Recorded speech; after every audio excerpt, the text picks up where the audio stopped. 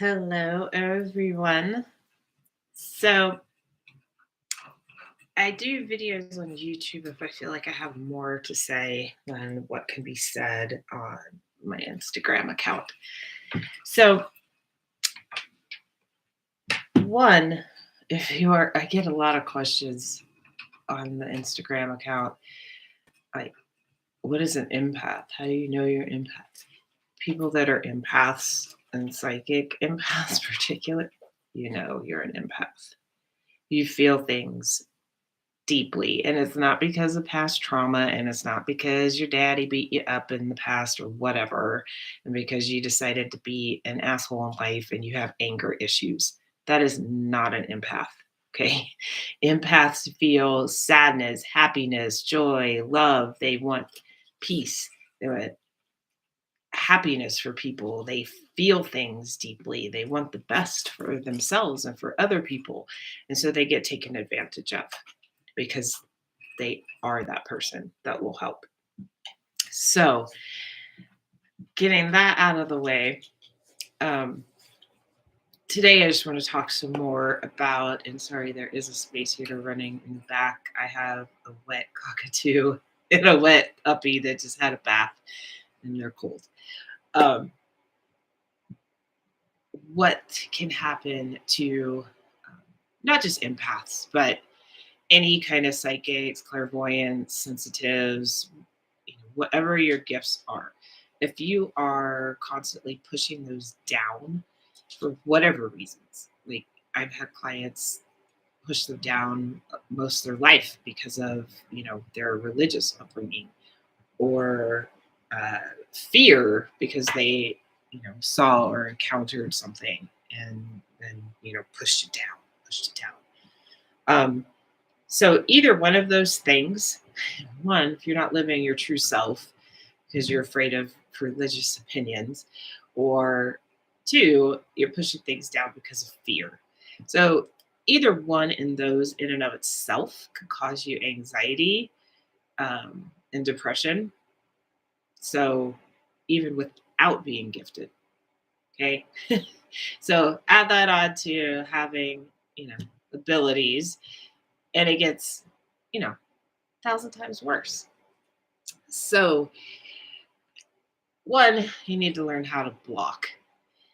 Um, think of blocking as literally you're putting a force field around yourself, and picture it just like if you were out in the normal world with people, right?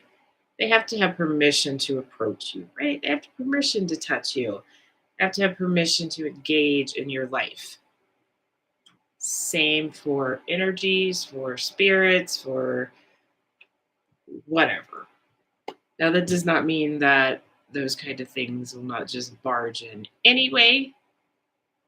Yes, they will. If you're a bad person in life, you're a bad person in death. And if you keep walking down that path, you'll eventually become like one of the really negative spirits. So, okay, I got off track there a little bit. I just wing it on here because that's my personality. Um, so if you are reacting to those things and you're shoving it down, right? The shoving it down part, any psychiatrist will tell you that is not healthy. I am not a psychiatrist, but those things are very unhealthy when you have gifts because they are still there. And that just means that you are being bombarded in other ways and your body is being attacked in other ways, either from mentally within your head or spirits full on attacking you in your sleep, trying to get your attention. It doesn't go away just because you shove it down. So even if you don't want to do things like I do, where you reach out to the world and you try to make people aware of these things and try to help people do better and make the world a better place, that's fine, but you still can't ignore it. So the block. So the block is literally what in your mind brings you to that peaceful, loving place. Okay? And then you surround yourself with it. And then you broadcast it out, and it becomes like a bubble around you. And the more you practice this, the farther you could stretch it. We're about to lose power. We're in a brownout. Okay. Um, I'm going to keep going unless the power actually goes out because I don't want to lose my train of thought. So put up the block. Okay. I teach courses on that. I do it with my clients. If you want to be a client, you can email me. I have all the links, all that stuff. Um, the block. So that is basically your permission. Like you cannot come in. Okay. So after that, when you want to give permission, you could take it down. Be prepared that you're taking it down. So you're basically walking into a public place and allowing people to talk to you. Okay? So, and you can do this for your home. I do it for my entire property, and I only let things in when I want them in. Otherwise, yes, I get bombarded. So if you don't want to let things in by just pulling it down, okay, don't ignore your gifts. That doesn't mean you have to let everything in if you are not comfortable with that. So you can leave it up, but you need to be aware of the things that are happening around you and the way that it is making you feel. So, with that in mind, if you, especially if you're an empath, you could feel everybody else's emotions. So if you walk into a room and people are arguing, but they're trying to pretend like they weren't because somebody walked in, you can feel every freaking word and emotion that has been spent in that room, right? That's an empath. So ask yourself, is this me? Am I doing this? Do I have something to be anxious about? Do I have something to be depressed about? Um, if it's not, then something else is affecting you. So you could still feel these things even though you have your block up because you're still interacting with people. You're still interacting with the world. Okay, you don't want to completely shut yourself off in a bubble. So it's still going to happen. That's what I'm trying to tell you. You cannot completely shut down these things and pretend like they don't exist. So, and it's okay to say, no, not me, get out, you know, go go find somebody else. That's okay. Or if you're picking up on emotions and you're feeling things and it's starting to affect your emotions, you put it in check and it's not you, you take a minute and you focus on you. What are you feeling? You push it out, push it out. So those kind of exercises help in daily life. Now, when gifts are ignored over long periods of time, you will just become more anxious. You will just need to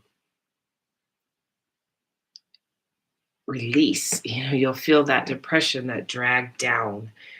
Um, so those things can, it's the same thing as not facing the trauma or the bad things that have happened to you. It can cause a lot of problems.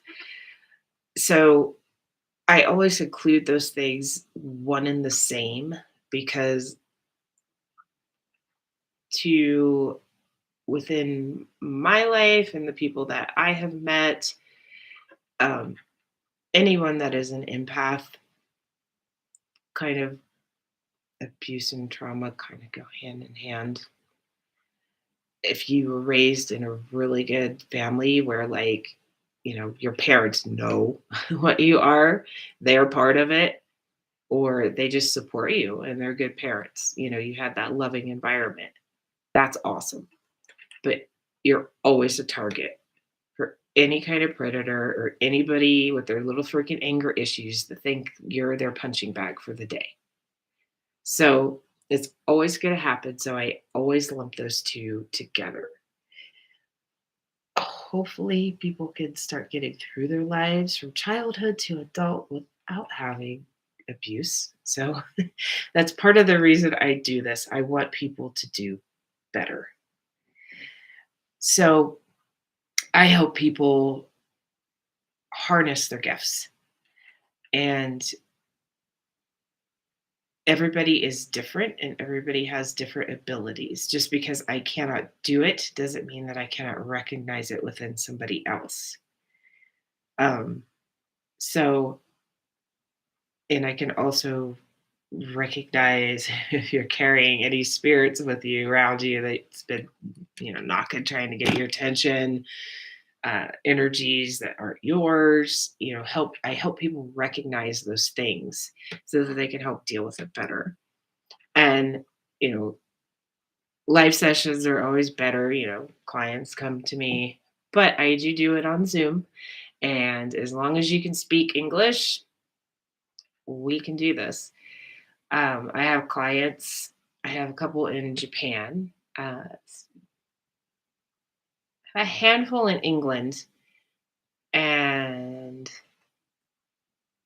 one in Australia, one in Canada. So it's spread out, um, but I am getting more and more on Zoom.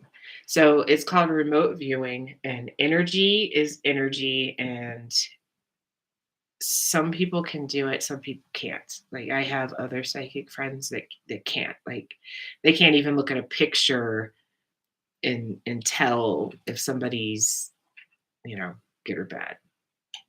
But I can. It's really weird. I know that sounds like I'm judging people. Let's take that back. I am totally not. But in a way, yeah, it's just to protect. But it's the same thing over Zoom. I can read your energy, and if there's any spirits around you, I will see them. Um, I will know what they're up to. And I do the same thing if I watch like any paranormal shows. I always like the ones where they include a psychic because before the psychic says what's going on, I like to like zoom in on it and I'm like, oh, and this and this and this and this and oh, this is about to happen and so and then I like to listen to the psychic and I'm like, that's right. So I'm very easy with remote viewing. It's not a big deal and it's cheaper. Hey. So and I always help kids no matter what. Okay. If you have a kid that's having trouble, kids you don't pay for your kid. Okay. Psychic kids need more help than well, kids need a lot of help and support anyways nowadays, but psychic kids even more. So if you are struggling with any of these things, you can message me on Instagram. I'll put the links. You can email me. There's just one email that I use for people to contact me. Um, that's the ways that I use. I used to be on like a Heal Me site and have my business listed there because I do Reiki as well. But my psychic abilities always come out during the Reiki, so I just incorporate both of them. And so now I just have people message me personally, and so I don't have to kind of explain to people that just want Reiki. And yeah. So I will post all the links. Thanks for stopping by. I don't know what's going on here with the power, but I'm going to leave it as is because I just wanted to get my thoughts out. So see everybody soon.